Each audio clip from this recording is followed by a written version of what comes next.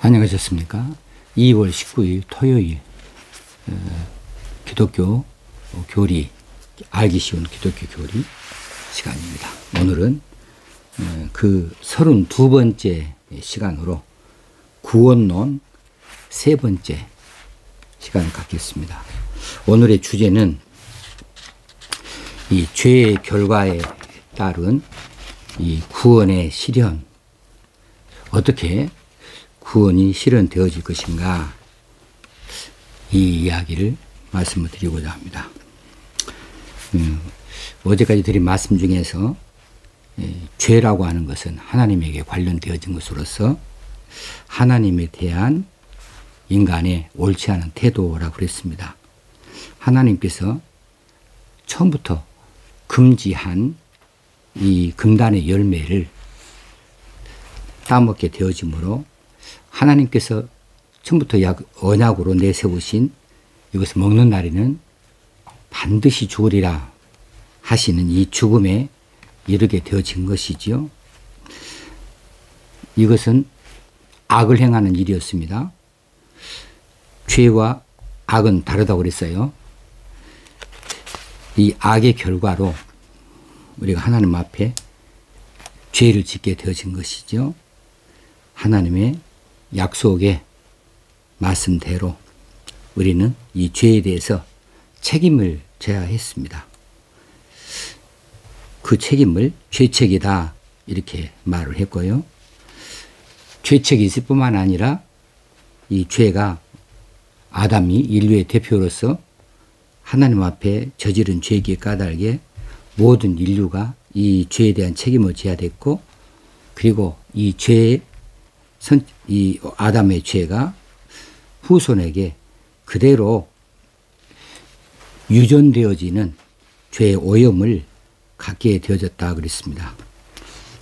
아담의 죄는 나하고 아무 상관이 없다 할 수 있겠으나 아담의 죄는 원죄로서 계속해서 우리들에게 계속 유전으로 넘어오게 되어지니까 우리는 이 원죄에서 자유로울 수가 없고, 또 이 원죄로 인하여서 죄의 성향이 있는 우리들은 우리들의 몫으로, 우리들의 삶으로 이 죄를 저지르게 되어져서 자범죄다, 혹시는 실행죄다 라고 하는 원죄의 결과로서 나타나는 이 죄를 저지르게 되어졌습니다.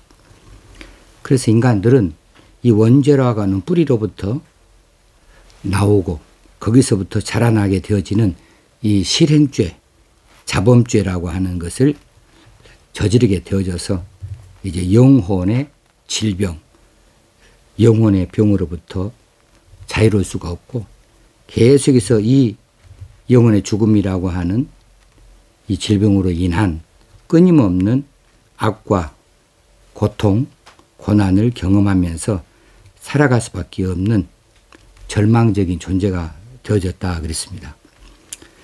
그러면 누가 이 사망의 고통에서, 이 영혼의 죽음에서 인간들을 건져낼 수 있을 것인가? 이 건져내는 일을 구원이다 이렇게 말합니다. 그런데 인간은 도무지 자기 스스로는 구원에 이를 수가 없다. 자기 스스로 이 죄의 구렁텅이에 깊이 빠져 있게 되어져서 아무도 이 구렁텅이로부터 밖으로 빠져나갈 수가 없는 거죠. 그러면 누가 구원을 실현시킬 수 있는가? 이 죄의 구렁텅이 안에 없는 자이죠. 이 죄의 구렁텅이 바깥에 있는 자가 구원을 이룰 수가 있겠습니다. 그렇다면 그 일은 과연 누가 하시는가? 인간으로서는 못하는 거죠. 모든 인간이 다 죄를 범했습니다. 모든 사람이 죄를 범하였음에 하나님의 영광에 이르지 못하더니 했습니다. 모든 사람이 죄를 지었어요. 이 세상의 모든 피조물들도 다 죄의 오염 가운데 빠져버리게 되어졌어요. 에베소서 1장에 보게 되어지면은 예수 그리스도를 통하여서 우리에게 임하는 이 구원에 대해서 찬송을 하는 내용이 나옵니다. 그런데 그 중에 저 뒤쪽에 가게 되어지면은 10절입니다. 에베소서 1장 10절에 모든 이 하늘에 있는 것이나 땅에 있는 것이 다 그리스도 안에서 통일되게 하려 하심이라. 여기서 하늘에 있는 것, 땅에 있는 것, 이건 피조 세계죠. 이 피조 세계가 다 아담의 범죄로 인하여서, 아담의 타락으로 인하여서 같이 타락하게 되어졌고, 그 아담의 범죄, 아담의 타락의 문제를 이제 제2의 아담이 되신 예수 그리스도께서 오셔서 다 해결하시고 이제 하나님과 화평한 사이로 바꿔놓게 되어지는데, 그때에는 우리 인류만 구원받게 되어지는 것이 아니고 하나님의 선택된 백성들, 이 하나님의 예정을 입은 백성들만 구원받는 것이 아니라 하늘에 있는 것이나 땅에 있는 것이, 이 피조물들이 다 그리스도 안에서 통일되게 하려 한다. 이건 그리스도 안에서 첫 번째 창조의 모습으로 다시 복귀하게 되어지는 것을 말하고 있습니다. 아담의 죄는 모든 피조물에게까지 미치게 되어졌다는 사실이죠. 그래서 이 구원이라고 하는 것, 인간 스스로는 어찌할 수 없고 이 자연 만물도 어찌할 수가 없다. 이 죄 문제를 해결할 수 있는 것은 오직 하나님밖에 아니 계시다라고 하는 겁니다. 죽음이라고 하는, 영혼의 죽음이라는 질병에서 구출할 수 있는 그 길은 오로지 하나님의 은총밖에 없는 것이, 하나님의 손길밖에 없는 거예요. 하나님의 전능하시고 인간을 사랑하시는 이 하나님으로 말미암아 이제 이 구원이라고 하는 것이 이루어지는데, 그런데 이 구원이 그냥 하나님께서 없이 하자 해서 이루어지는 것이 결코 될 수가 없겠고, 반드시 그 죄의 대가는 치러야 되죠. 무엇입니까? 죽음이라는 대가를 치러야 되죠. 하나님께서 한번 약속하셨습니다. 하나님께서 한번 그 법을 제정하셨습니다. 죄의 싹은 사망이다.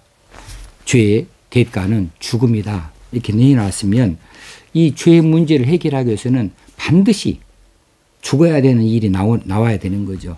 그래서 인간들이 다 죽어야 되는데 이건 하나님 바라시는 일이 아니고 사랑의 하나님이 바라보실 수 없는 일이죠. 그러므로 하나님께서 이 구원을 이루시기 위해서는 하나님, 죄가 없으신 하나님, 죄로 오염되어진 이 세상, 이 아닌 세상 바깥에서부터 이 구원의 손길이 와야 되는데 이것은 오로지 하나님밖에 없는 거예요. 죄가 없으신 하나님. 그 하나님께서 세상에 들어오셔서 죄의 값을 치러야 돼요. 죄의 값을. 이것이 죽음이라는 것을 치러야 된다는 그거예요. 그 죽음을 맛보는 일이 바로 십자가에서 피 흘려 돌아가시는 일입니다. 그 일을 하시도록 하나님께서는 성자에게 명하셨고, 성자께서는 이 일을 이루시려 육신을 입으시고 세상 가운데 들어오시게 되어진 거죠. 이래서 구원이라고 하는 것은 인간의 힘으로 될 수 있는 것이 아니다. 인간 안에 내재되어진 어떤 힘이나 능력으로 이루어지는 것이 결코 아니다. 왜? 인간들의 죄로 다 오염되어 버렸어요. 죄 문제에 있어서는 말할 수가 없어요. 무조건 지는 거예요. 어찌할 수가 없어요. 넘어설 수가 없어요. 그러니까 구원이라고 하는 것은 인간이 아닌, 인간 세계가 아닌 우주 밖에 있는 타자, 다른 사람이라는 거죠. 타자가 우리 바깥에서, 엑스트라 노스라고 합니다. 우리 바깥에서 우리를 위하여, 프로 노비스, 우리를 위하여서 와야만 하는 거죠. 구원은 우리 안에서는 도저히 할 수 없는 일이고 우리 바깥에서 우리를 위하여서 이 구원이 이루는 일이 들어와야 한다는 사실입니다. 그러기 위해서 이제 이 죄에 오염되지 아니하신 초월자, 그 누군가가 바깥에서 들어오셔야 되는 게 바로 하나님이신 성자이신 예수 그리스도, 그분이 이 땅에 오셔서 구원을 이루실 수밖에 없다는 사실입니다. 그래서 이 구원의 사건은 예수 그리스도, 그분의 이 땅에 피조 세계에 오심과 그분의 삶과 그분의 죽으심과 그분의 부활 사건을 통하여서 이 세상 안에서 이 죄악을 저지른 이 세상 안에서 이 일이 이루어지므로 구원이라고 하는 것, 이 죄의 문제를 해결하시는 이 일을 하실 수 있었던 것입니다. 자, 그러면 하필이면 예수 그리스도 유대 땅에 오셨던 그분이 우리의 구원자라고 그렇게 말하고 있는데 그 증거가 있냐? 증거를 한번 내봐라 할 때에 증거를 얼마든지 제시할 수가 있죠. 그것은 첫 번째는 예수님 자신이 자기를 구원자로 그렇게 처음부터 말씀하셨습니다. 그분은 일관되게 처음부터 마지막까지 자신에 대하여서 구원자 되심, 메시아 되심, 그리스도 되심에 대해서 제자들에게 가르쳐 오셨어요. 자, 마가복음 10장 45절에 보면 인자가 온 것은 섬김을 받으려 함이 아니라 도리어 섬기려 하고 자기 목숨을 많은 사람의 대속물로 주려 함이니라. 이건 초기 사역 때 하신 말씀이에요. 인자는 예수님께서 자기 스스로를 지칭하실 때 하신 말씀이라고 이미 배웠습니다. 인자가 온 것은, 내가 온 것은 섬김을 받으려 함이 아니다. 도리어 섬기러 왔다. 어떻게 섬기느냐 하면 내 목숨을, 자기 목숨을 많은 사람의 대속물로 주려 함이라. 대속물, 대신하여서 속죄의 제물로 내어놓기 위해서 왔다. 대신 죽어주러 왔다. 이 말씀을 하는 거죠.